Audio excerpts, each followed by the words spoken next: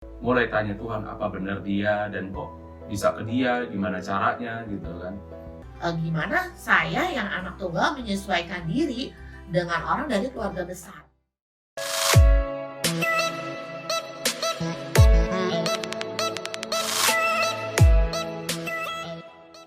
Mungkin Kocep nggak nambahin kok, kayaknya Koko lebih diem ya hari ini. Sudah saya bilang. Sudah terjawab jangan. Jadi pada dasarnya memang karena kita udah ngomongnya bukan saya terus dia, tapi kita berdua. Artinya prinsip yang kita bagikan juga memang kita lakukan bersama-sama. Nggak cuman ya sebelum nikah pun nggak cuman persiapan pribadi, artinya mental juga dipersiapkan. Dalam arti gini, saya sebagai pria mungkin mental udah biasa lah gitu, ini salah satu adventure gitu dalam kehidupan. Nah, jadi pernikahan itu sebuah adventure, petualangan. Tema kita juga tremendous journey gitu kan, perjalanan yang luar biasa dari Tuhan. Jadi kita expect bahwa akan ada kejutan-kejutan di sana. Dan bicara soal transparansi, nggak cuma keuangan doang kita open, tapi kita juga terbuka sampai ke hal yang private. Artinya apa? Handphone kita private. Kalau misalnya dia mau ngecek, lihat aja handphone saya, dapat SMS dari siapa kalau zaman dulu gitu kan, teleponnya siapa aja, apa yang saya kerjakan. Jadi kita perlu ada report. Apalagi sempat di masa kita lagi tunangan itu, saya sekolah lagi keluar di Afrika sana gitu lagi, dimana sinyal juga tertentu doang, hanya bergantung sama wifi dan yang lain-lain. Jadi kita benar-benar open. Kita atur waktu, set time, artinya dia waktu yang available jam berapa, saya available istirahatnya jam berapa, kita ketemu ngobrol walaupun cuma 1 jam. At least tidaknya 1-2 jam tiap hari, walaupun kita long distance gitu kan. Terus saya ketemu siapa aja juga terbuka, dan ini terus jadi gaya hidup sehari-hari sampai sekarang. Makanya kita bertahan sampai 10 tahun dan kedepannya akan seperti itu. Jadi handphone saya kalau mau lihat, cek aja, termasuk dompet ambil aja gitu. Nah, saya aja kalau mau ambil duit atau minta duit sama istri saya sendiri harus minta izin. Mi, ambil duit ya, walaupun dia istri saya, walaupun kadang-kadang duitnya dari saya misalnya gitu, tetap aja harus minta izin. Nah, itu etika dalam berkeluarga. Terbuka iya, tapi tetap harus minta izin. Pinjam handphone ya gitu, tetap ngomong. Hal yang sekecil apapun, ngapain sih harus minta izin? Justru yang kita anggap nggak penting, pada saat kita berkeluarga, kita ambil komitmen jangka panjang, itu adalah sesuatu yang penting. Contoh, kalau saya tanya kamu, udah makan belum? Emang penting ya? Buat kita kan nggak penting. Justru dalam keluarga, hal yang nggak penting itu jadi penting. Ditanyain udah makan atau belum. Nah, inilah kita membangun kebiasaan baru, yaitu bagaimana hal-hal kecil yang sederhana itu tetap ada etikanya. Kita punya privacy masing-masing, tapi kita juga open. Kurang lebih seperti itu sih. Lengkap. Sudah diperlengkap. Silakan Boleh lanjut ke pertanyaan ketiga nih. Nah, bring it on. Untuk yang Oke. Nah, yang part pertama kemarin kita sempat bahas nih, tentang single. Terus tentang kalau single itu bisa jadi karena keadaan. Terus ada yang bertanya nih kayak gini. Gimana kalau udah memasuki usia nikah, usia yang udah cukup dewasa, udah siap nikah, tapi Tuhan belum kasih orang yang pas, dia belum ngerasain klik itu, sereknya itu belum dapet. Waduh, Itu gimana pendapatnya? ini susah. Bukan susah, karena saya tidak mengalami gitu kan. Tapi saya punya beberapa teman yang mengalami. Bahkan sampai saat ini dia belum temu pasangan gitu kan.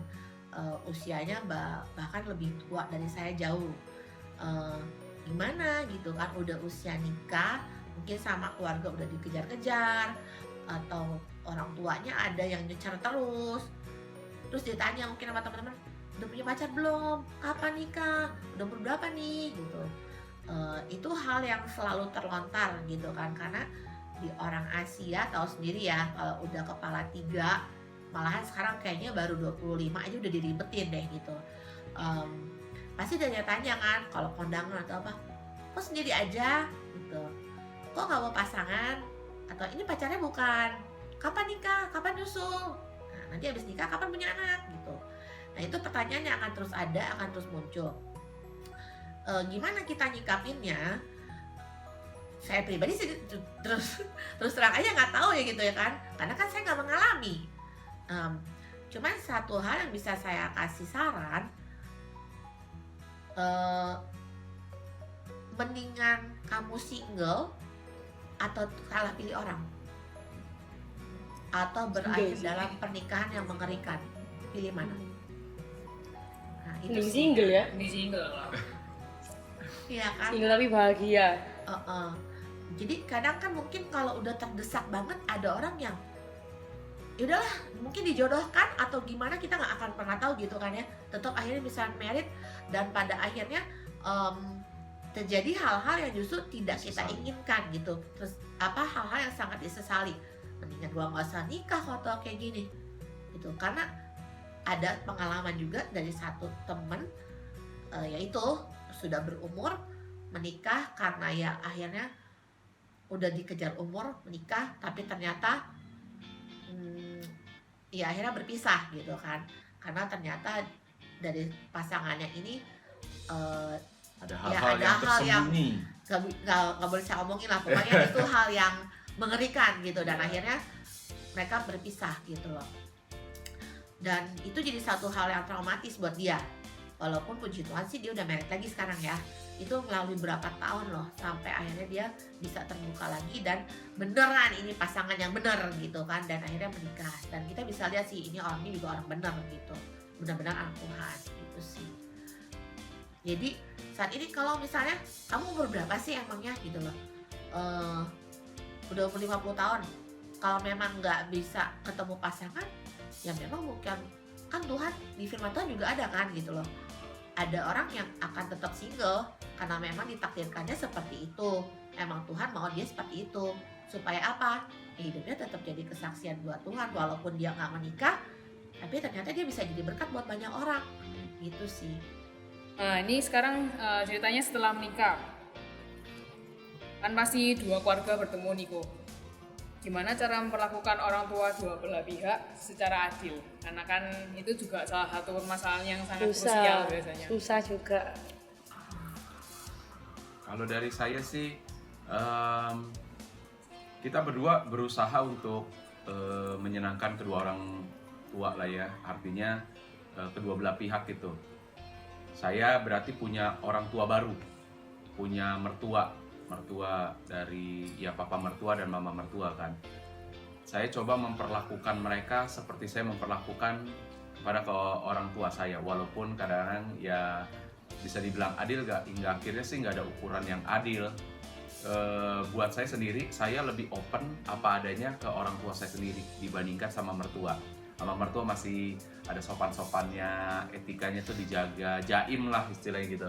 Halo Pak, Ma atau Pi, Mami panggilnya gitu kan. Udah dulu sebelumnya panggilnya Om.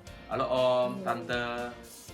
Setelah udah menikah kita udah langsung ganti tuh, statusnya berubah. Jadi Papi, Mami, halo Pi, halo Mi. Sebagai pernyataan juga bahwa mereka adalah orang tua kita juga. Walaupun secara biologis nggak dilahirkan oleh mereka, tapi karena anaknya bersama dengan kita, nah kita jadi satu darah gitu istilahnya, bersaudara. Nah, memperlakukannya adalah supaya adil gimana ya? Artinya gini, kadang-kadang ada hal-hal yang kita nih nggak sesuai apa yang kita bersama sepakati, contohnya dalam mendidik anak gitu kan. Dan kadang-kadang orang tua punya caranya sendiri. Gimana cara negornya ya? Saya hanya memungkinkan bisa bicarakan atau berdiskusi dengan orang tua saya. Tapi kalau ke papa mertua atau mama mertua, harus ngomongnya ke istri. Lu deh ngomong deh sama papi sama mami gimana caranya. Nah, itulah dia, kita punya trik, punya tips supaya kita pada bagiannya masing-masing. Untuk bagian open selalu dari anaknya sendiri. Ya, lalu nanti kalau giliran untuk sesuatu yang sifatnya memotivasi, ya bagian dari menantu gitu. Jadi kalau papa mertua saya, mama mertua saya kurang punya cara sendiri dan kita kurang setuju, saya ngomong ke Irma, Irma coba dong ngomong. Setelah dia ngomong gitu baru saya jelaskan maksudnya begini loh, maksud begitu. Nah, kita balut. Begitu juga dengan hal yang sama terjadi kalau misalnya orang tua saya dan kita kayaknya kurang setuju gitu dengan cara mereka, kan kadang-kadang kita titip anak dan sebagainya. Jadi saya ngomongnya gimana, ntar istri saya tambahin, masukin, menambahkan dan sebagainya. Jadi kita nih sebenarnya udah tag team. Kita berdua juga suami istri harus tag team dan kita harus sepakat apa yang akan kita ambil keputusannya harus bersama-sama, bukan masing-masing. Jadi nggak ada namanya double standard gitu, standarnya nggak dua. Kok papi ngomong gitu, mami ngomong begini gitu kan? Ataupun kok istri ngomong begini, kok suami ngomong segini, kagak nyambung. Jadi ada hal-hal yang misalnya saya udah yakin nih dengan keputusan saya ini, terus tiba-tiba dia nggak setuju, ya mau nggak mau dia harus merelakan dulu, baru habis itu tegur saya, harusnya tadi jangan begini, jangan begitu. Oh iya iya. Nah nanti saya tinggal minta maaf, terus tinggal dia ulangi, kemarin maksudnya seperti ini. Nah, jadi yang penting kita sepakat sebagai suami istri, kita satu suara. Kalau ada yang salah, saling tegur, kasih tahu, lalu diperbaiki. Nah, dari Irma. Ada tambahan? Cir. Ini memperlakukan orang tua ya. Iya. Kalau buat saya pribadi ini mengalaminya, karena kan saya udah nggak ada papi ya, tinggal mami nih. Terus mami tinggal sendiri di Sukabumi, lain kota ya, bukan di Jakarta. Terus kalau di sini ada mama papa. Nah, saya pribadi lebih seringnya nyebut anak-anak kemana gitu kan, biasa kalau lagi ngobrol sama teman-teman, dititip di mana, di rumah mama. Saya tidak pernah menyebut mama mertua atau papa mertua gitu, karena buat saya ya mereka udah mama papa saya gitu. Mungkin kalau secara silsilah hukum atau apa yang disebutnya kan mertua. Makanya kadang teman saya suka nanyanya kayak mama elu atau mamanya Ocep. Oh iya, di rumah mamanya Ocep, mama saya kan nggak di sini gitu. Jadi orang kadang-kadang bingung karena saya selalu nyebutnya mama papa gitu, nggak pernah sebut mama mertua gitu. Jadi terus kalau perlakuan secara adil itu ya sebenarnya nggak ada adil tidak adil ya gitu. Apa yang menjadi porsinya untuk mami saya ya saya kasih buat mami saya. Apa yang porsinya untuk mama papa mertua saya ya itu porsinya mereka gitu. Jadi nggak ada masalah adil atau tidak adil, tapi bagaimana kita menempatkan diri kita ya sebagai anak, bukan lagi sebagai itu kan mamanya dia, bukan emaknya gue. Gak ada urusan, nggak bisa kayak gitu sih gitu loh. Dan saat kita nikah kan bukan nikah sama dianya doang, ya kan, nikahnya sama keluarga besarnya. Nah ini baru 6 doang, yang lain ada yang keluarganya 12 gitu kan, ada yang berapa bersaudara. Ya itu harus kita gimana kita jadi keluarga gitu, jadi satu, bukan lagi ini cici lu, ini koko lu, ini mama lu. Nggak ada sih kayak begitu kalau buat saya gitu. Jadi ya intinya tadi, apa yang menjadi porsinya mereka itu adalah bagiannya mereka, dari kita untuk mereka gitu. Apa yang menjadi sesuai dengan apa porsinya gitu aja sih. Jadi bukan masalah adil nggak adil. Dan sesuai sama kesepakatan yang tadi Koce bilang ya, maksudnya Betul. sepakat dulu, baru kita bagi sesuai porsi yang mereka bisa Iya. dapatin, kayak gitu aja. Oke, selanjutnya bisa? Kalau boleh tahu, kira Cece sama Koko ini tinggal sendiri apa sama orang tua? Sekarang Ya. Sekarang Nah, sekarang sendiri. Nah, sendiri. Ini ada teman kita yang bingung nih. Kalau sudah menikah, itu lebih baik tinggal sendiri atau tinggal dengan salah satu orang tua? Pertimbangannya apa? Kok lebih baik yang mana gitu? Oke. Kalau saya pribadi memang sejak awal namanya pernikahan, saya lebih pilih untuk tinggal sendiri gitu, tidak bersama orang tua ya, tidak salah satu orang tua. Tapi ada yang dikondisikan memang harus tinggal dengan orang tua. Mungkin kayak saya kan mami saya tinggal satu nih, tinggal mami doang. Mungkin ada kondisi di mana dia harus dirawat atau ditemani. Nah, itu ada keluarga yang mau tidak mau, itu kan kondisi yang diharuskan ya. Tapi kalau saya lebih pilih untuk tinggal sendiri. Kenapa? Setiap keluarga itu mempunyai, istilahnya mereka membangun budayanya masing-masing. Nah, kalau tinggal bareng, budaya dia dengan budaya saya aja udah beda. Cara didik dia dengan cara didik saya waktu kecil udah beda gitu kan. Jadi kalau tinggal bareng, otomatis cara didik orang tuanya itu akan diterapkan ke kita. Sedangkan ada mungkin hal-hal yang menurut kita nggak cocok gitu, menurut kita berbeda pandangan. Nah, jadi kenapa saya lebih pilih untuk tinggal sendiri? Karena setiap keluarga akan punya nilai-nilai dan budayanya masing-masing, walaupun keturunan ya, maksudnya mama papa dan anaknya gitu sih. Kalau saya juga setuju, artinya kita yes lah gitu. Dan memang dari awal pas pernikahan kita udah setting juga pernikahan kita ini kalau udah menikah kita harus keluar dari orang tua. Walaupun saya anak bungsu yang kesannya kan paling dimanja dan sebagainya gitu kan, saya juga harus keluar dari zona nyaman. Artinya nah ini kita harus berjuang sama-sama. Walaupun sempat ada kondisi di mana karena mami tinggal sendirian, apa mami bareng sama kita ya gitu kan. Tapi ternyata mami juga maunya mandiri sendiri dan tetap tinggal di Sukabumi. So artinya gini, kita tetap terbuka dengan opsi tersebut. Mau tinggal sama kita boleh, tapi dengan keadaan seperti ini. Kalaupun mau sendiri juga nggak apa-apa.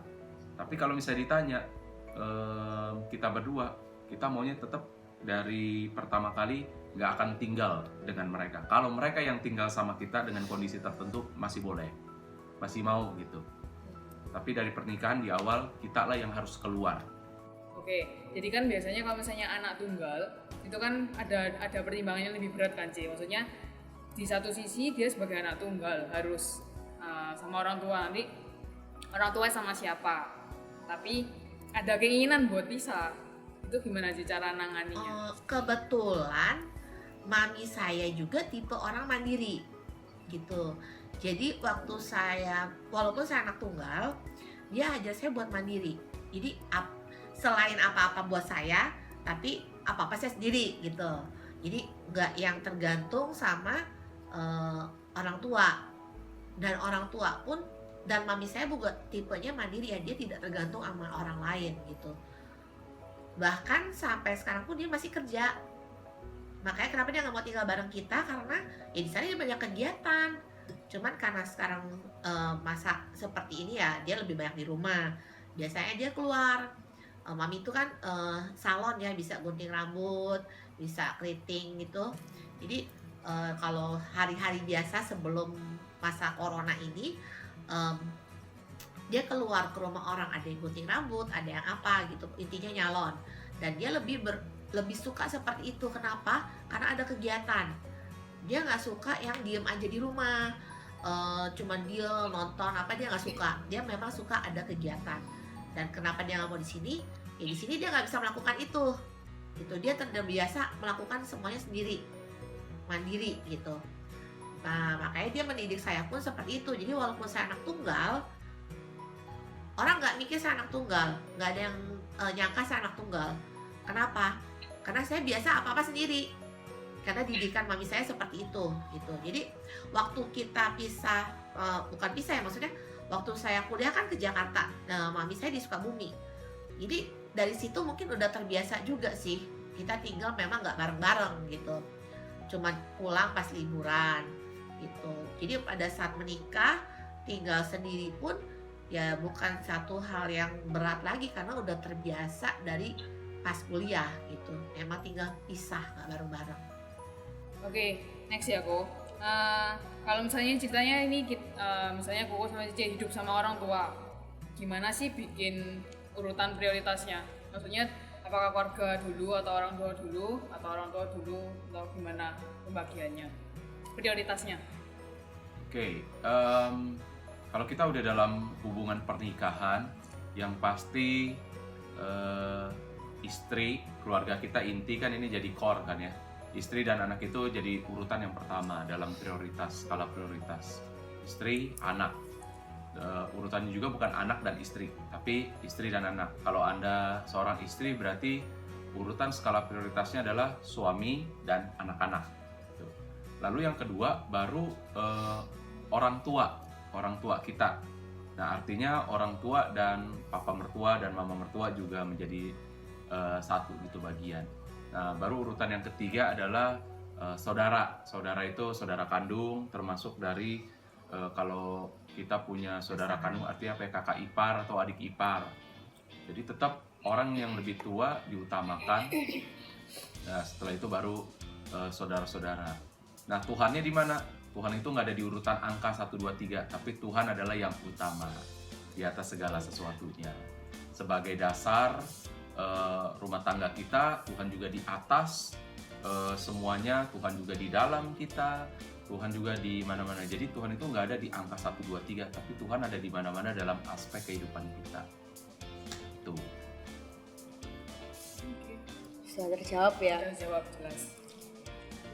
Selanjutnya nih kok, kalau habis menikah itu sebaiknya langsung punya anak atau nanti dulu deh nikmatin pacaran dulu sama istri kayak gitu.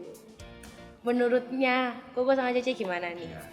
Kalau saya dulu ya, pada dasarnya kita memang udah rencanakan. Artinya apakah ini jadi mutlak? Nggak selalu keputusan kita mutlak. Kita berencana untuk setahun setelah menikah, kita mau pacaran lagi nih. Pacaran artinya apa ya? Berduaan setelah pasca pernikahan. Jadi rencananya seperti itu. Tapi karena menikmati bulan madu, saking hebohnya gitu kan, dan tiba-tiba dia dapat kabar berapa bulan kemudian positif, hamil. Ya sudah kita terima, dalam arti ya bukan berarti ya plan kita bubar dong, buyar gitu. Ya jangan-jangan emang ini plan kita berikutnya. Dan bahkan baru taunya pas Irma ini mau berangkat mission trip, ada perjalanan mission trip yang udah direncanain, loh kok perutnya nggak enak dan sebagainya, keadaan tubuhnya lah gitu. Pas cek ternyata positif gitu. Wow, jadi dalam arti bukannya kita ya plan kita berduaan gagal, enggak, justru happy. Ya berarti emang inilah anak yang dikandung, emang udah rencana Tuhan harus seperti itu, nikmati aja. Kalau dari Mbak? Nggak ada lebih baik atau tidak lebih baik sih, maksudnya langsung punya anak atau enggak, ya sedikasinya Tuhan aja sih ya gitu loh. Ada orang yang nunda-nunda akhirnya sampai sekarang jadi kebablasan, nggak punya anak, belum punya anak gitu. Ada yang udah punya anak, menyesal atau enggak, ya nggak bisa dibilang menyesali gitu. Ya emang ini timingnya kita gitu, emang waktunya kita gitu, nggak bisa di kita yang manusia belum berencana kan gitu, tapi Tuhan yang tentuin, Tuhan yang lebih tahu mana yang terbaik untuk kapan kita punya anak, untuk kapan ya pokoknya untuk setiap waktu itu timingnya Tuhan yang lebih tahu lah gitu. Jadi kita belum berencana gitu, cuman kalau misalnya udah dikasih sama Tuhan ya kita bisa terima dengan sikap yang benar sih gitu, dengan sikap hati yang benar gitu. Mungkin perlu ditambahkan juga, artinya gini, kita berdua bersama-sama punya pikiran begini, ketika kita pada masa tunangan itu ada berkatnya sendiri. Pada saat kita mau nikah, persiapan pernikahan, Tuhan juga memberkati kita dengan caranya yang unik. Dan pada saat kita dalam pernikahan, lewati masa pernikahan itu juga ada berkatnya. Nah, satu lagi yang kita punya, yang kita percayai, pada saat kita punya anak ada berkatnya sendiri. Jadi Tuhan akan melimpahkan berkatnya juga ketika kita punya anak. Dan begitu itu tiba, waktunya datang, Irma hamil dan terus habis gitu melahirkan, kita wah ini anak ada berkatnya lagi. Terus nggak lama kemudian, 2 tahun kemudian adalah lahir lagi satu lagi, kita cuma pikir, nah ini berkatnya ada lagi, anak kedua pasti bawa berkat lagi yang berbeda. Sampai kita punya anak 3, ini berkatnya ada lagi gitu. Selalu berpikir positif, selalu melihat bahwa segala sesuatu ini Tuhan beri dan kita patut syukuri. Itu sih. Berarti pentingnya sikap hati yang benar ketika meskipun terlihat rencana kita nggak jalan, tapi kan itu kehendak Tuhan yang menyediakan berkatnya kayak gitu ya kok. Miliki Setuju. sikap hati yang benar. Oke. Ini kayaknya tadi udah kejawab ya. Kalau punya anak yang jadi prioritas anak atau pasangan? Berarti pasangan Udah. dulu baru anak ya. Pasangan, Bu? Ya, pasangan anak orang tua. mau tahu alasannya nggak? Boleh Ya, boleh. Nah, kenapa pasangan harus jadi prioritas paling utama, paling pertama gitu, baru setelah itu anak-anak? Sederhana sih, kita ini menentukan perjalanan hidup kita kan berdua, saya sama Irma, mulai dari teman, sahabat, terus akhirnya kita sepakat berdua. Anak itu juga prioritas dalam hidup kita. Semua yang kita kerjakan berdua, pekerjaan, pelayanan dan sebagainya, itu juga ada sumbangsi untuk legacy, warisan yang akan kita wariskan buat anak-anak kita secara biologis gitu, bukan cuma anak-anak binaan doang. Nah tapi nanti begitu mereka masuk usia dewasa, terus mereka punya pasangan dan mereka menikah, udah selayaknya juga mereka harus keluar dari rumah kita gitu kan. Artinya mereka membangun kehidupannya bersama dengan keluarganya sendiri. So yang tinggal siapa? Balik lagi tetap pasangan kita. So utamakan kalau pasangan kita yang paling pertama, yaitu dasarnya karena kita jalannya lebih jauh dengan pasangan kita, bukan dengan anak-anak kita. Ada waktunya mereka sampai usia 25 atau 30, dia akan stay di rumah, setelah itu dia akan pergi. Nah, tapi kalau sama pasangan kita 25 tahun, 30 tahun, 40 tahun, mungkin sampai 60 tahun ya jalan terus. Itulah dia alasannya. Benerin listrik atau apa? Ya kalau dia nggak ada, ya saya mesti bisa benerin. Tapi kalau udah sama dia nggak mempan, nah langsung ke bapaknya gitu kan. Tapi kadang-kadang juga saya dicuekin dan sebagainya, ya balik lagi kita berdua maju turun tangan.